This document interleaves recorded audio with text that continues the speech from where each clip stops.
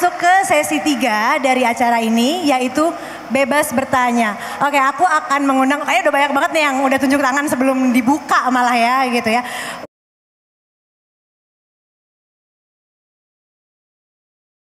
Mungkin ya, agak bingung. Oke, mungkin kakak di sana yang bertopi hijau dulu, silakan. Baik, terima kasih. Ini dari pembicara tadi ini Bung Rocky ini berusaha untuk melihat kiri kanan tapi hitam di belakang ini dari Bung Rocky belum lihat ini. Terima kasih Bung Rocky, saya bisa bertetap langsung di sini. Perkenalkan, nama saya Marcelino Pigai. Saya baru alumni dari Universitas Papua. Saya mengikuti kegiatan di tempat ini. Terima kasih untuk Amnesty sudah menghadirkan. Dari pembicaraan dari sudut pandang yang berbeda-beda ini, orang Papua itu sudah pernah mencoba untuk mengkritik dari pertama melalui seni, Arno Lap dan kawan-kawannya berikutan Black Brothers akan ditembak. Nah, dan juga termasuk media. Saya mau sampaikan bahwa kritik dalam konteks Papua itu ada dua bentuk yang hari ini negara pakai. Pertama, pembatasan atas kritik orang Papua dengan undang-undang dan undang-undang. Yang kedua dengan penggunaan kekerasan, senjata dan senjata. Dari sejak tahun 9 baru 9 kali operasi militer. Masa sampai hari ini zamannya Jokowi 4 kali operasi.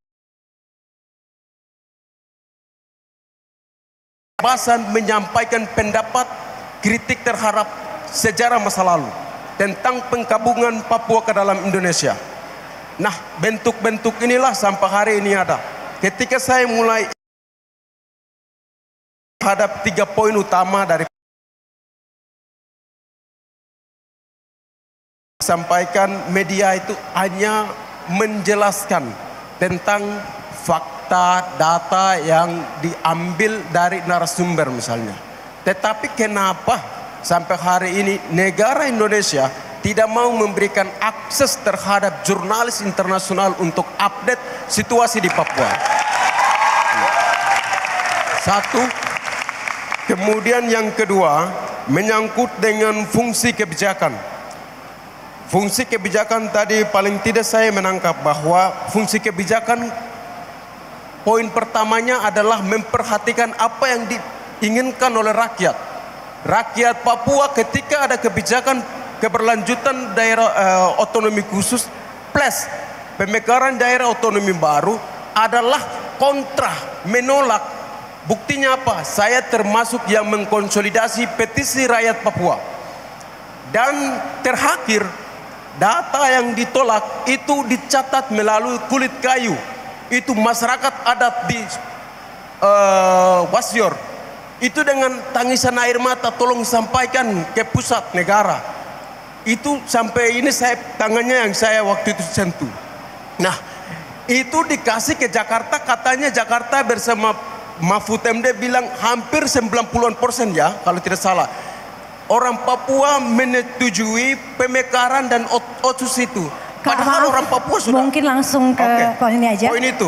Nah, itulah kenapa hari ini kebijakan masih terus dipaksakan. Padahal sesuai dengan tadi penjelasan, ini harusnya kehendak rakyat yang diteruskan. Kemudian poin ketiga tentang Bung Rocky. Bung Rocky tadi sampaikan luar biasa nih. Bung Rocky bilang kalau kritik itu membongkar, bukan membangun. Kita mencoba, orang Papua mencoba membongkar tentang sejarah masa lalu. Penggabungan harus dikelirkan, dijelaskan, diluruskan. Itu yang diutamakan, bukan soal aspal, bukan soal bandar udara, bukan soal pembangunan-pembangunan lain. Inilah yang kita butuhkan.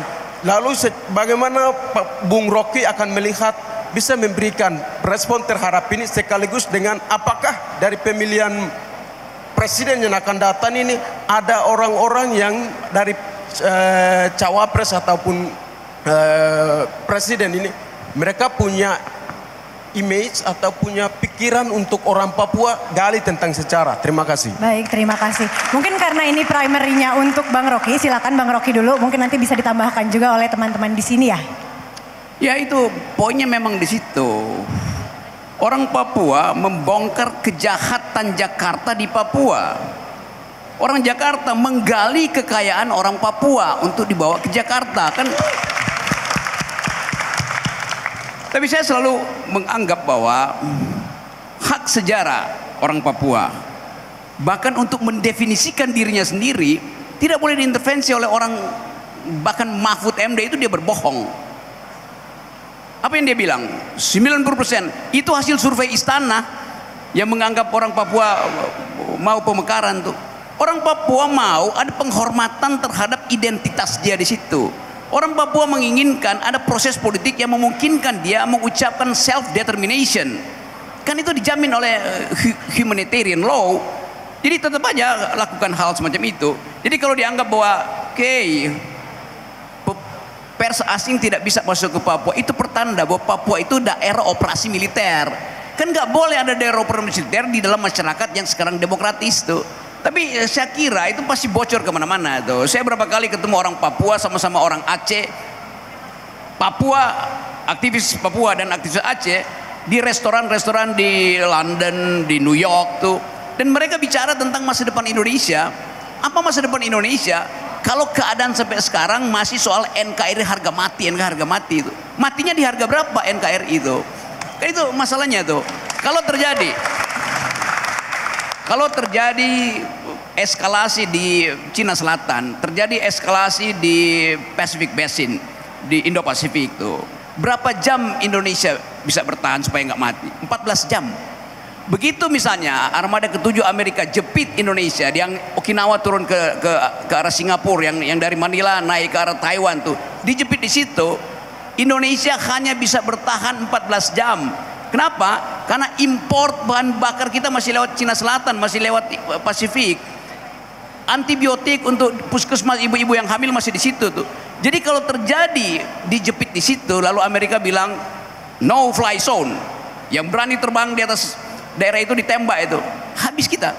Jadi saya mengerti nasionalisme Papua itu bukan cuma nasionalisme untuk membebaskan diri dari kepungan politik Jakarta, tapi nasionalisme untuk mengatakan kami punya identitas sejarah itu.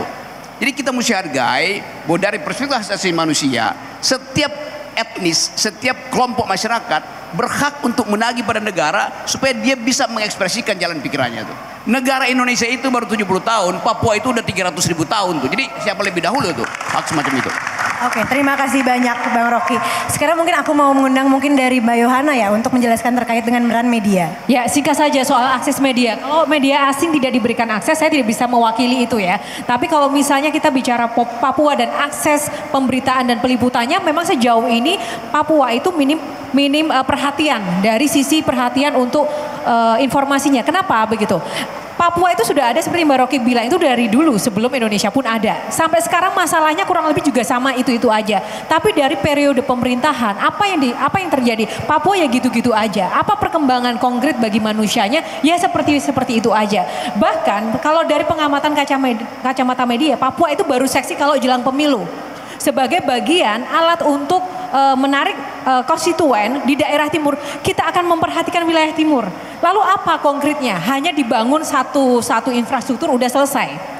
Apa gitu kan? Karena masalah di Papua sampai sekarang menurut saya bukan hanya masalah KKB gitu kan, tapi bagaimana meningkatkan pendidikan, bagaimana meningkatkan kualitas hidup masyarakat Papua. Nah itu yang harusnya benar-benar menjadi tolok ukur gitu kan. Nah media sendiri ketika mau masuk ke ranah itu bukannya tidak bisa juga ya gitu kan. Tapi karena memang akses gitu kan, akses yang terbatas. Karena apa ya, banyak faktor sebenarnya. Kalau bicara masalah faktor sih sebenarnya itu banyak. Tapi kan bagaimana media, kalau saya nggak tahu media lain. Tapi kalau misalnya kayak di Metro TV, Papua itu menjadi salah satu prioritas utama juga untuk menjadi agenda setting. Karena ini masalah kesejahteraan masyarakat secara umum. Kenapa Papua ini belum sepenuhnya sejahtera?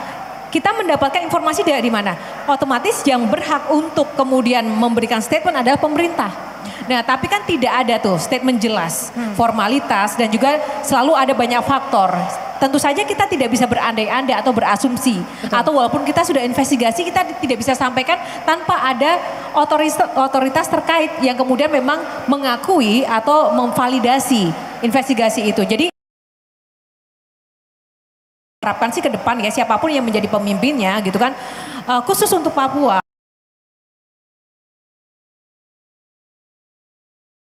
Jangan jadikan anak-anak Papua itu hanya sebagai boneka untuk video klip kampanye, atau mungkin Papua yang mungkin sebenarnya mereka itu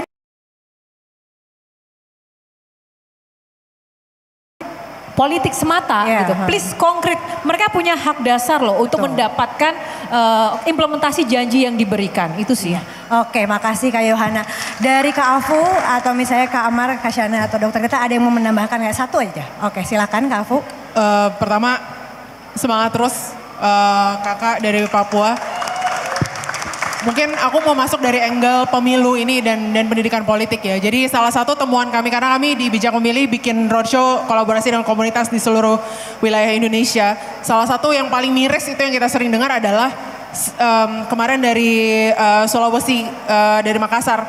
Jadi orang muda di sana bilang sebenarnya nggak ngaruh vote kami itu kayak gimana gitu. Karena semuanya itu ditentukan oleh Pulau Jawa anyway. Jadi kalau kita ngomongin presiden atau wakil presiden seperti apa yang dipilih itu, memang ada ketimpangan dari bagaimana kita menghitung proporsionalitas jumlah suara dan keterwakilan DPR secara persebaran dapil gitu ya. Sebagai statistik saja di Papua itu ada 7 dapil dan diwakili oleh 45 kursi di DPR dibandingkan dengan rest of 500 sampai 600 kursi gitu. Bayangkan satu pulau sebesar itu keterwakilannya sangat kecil sebenarnya. Jadi ada, kalau kita ngomongin demokrasi yang representatif secara benar-benar tadi, ada hak untuk punya identitas sendiri, punya keterwakilan opini atau preferensi secara nasional misalnya, gimana mau diwakili kalau secara persebaran dapil dan kursi di DPR saja sedikit sekali keterwakilannya, mungkin itu.